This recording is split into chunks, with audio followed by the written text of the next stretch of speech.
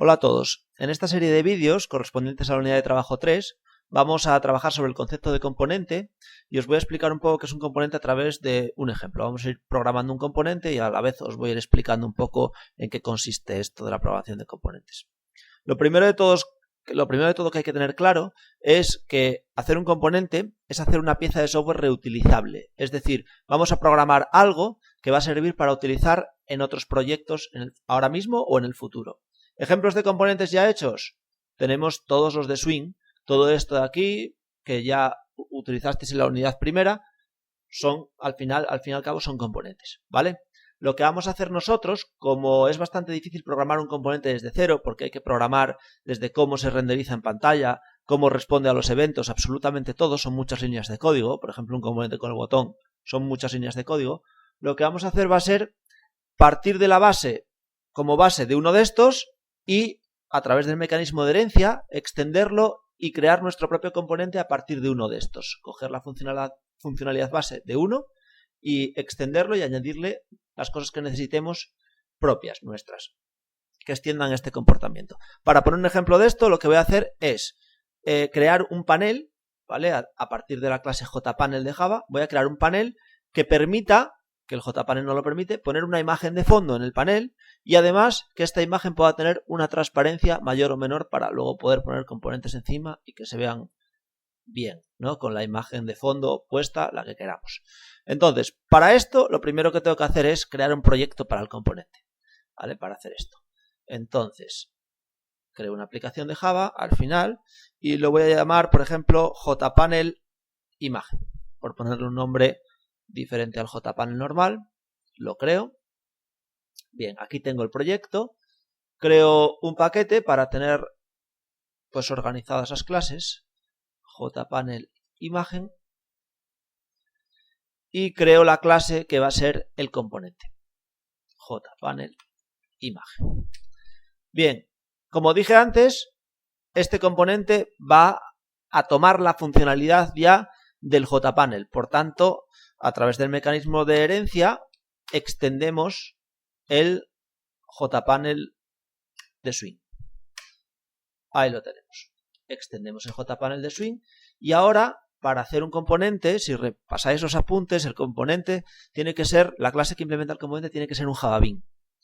Para que una clase en Java sea un JavaBean tiene que cumplir dos características básicas. La primera es que tiene que implementar serializable, por tanto, implementamos serializable.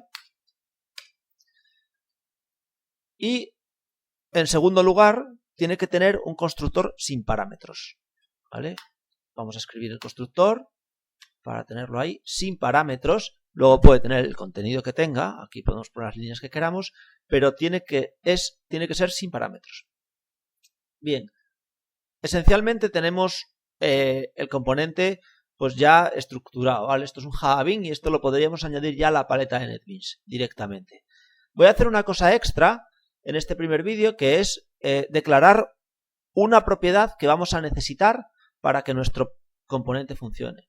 ¿Qué necesitamos aquí? Pues establecer de alguna manera la ruta de la imagen que va a estar de fondo en nuestro panel, ¿vale? Entonces vamos a hacer una propiedad que sea ruta imagen, que va a ser de momento, luego lo voy a cambiar, pero va a ser de tipo string,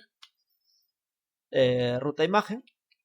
Y lo que me interesaría sería que cuando yo vaya a añadir el componente a un proyecto como este, el componente va a estar aquí, ¿vale? Y yo añada el panel mío, no este, ¿vale? El mío.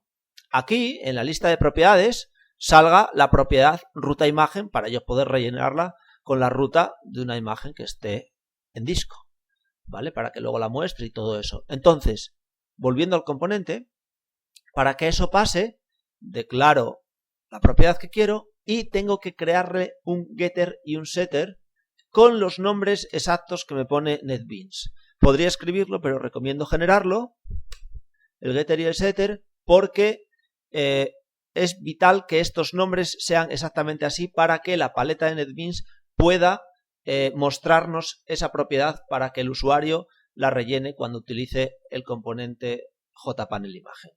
Para generar los getters y setters ya sabéis que dais a Alt insertar y os sale el generador de código este que trae el NetBeans, que está muy bien.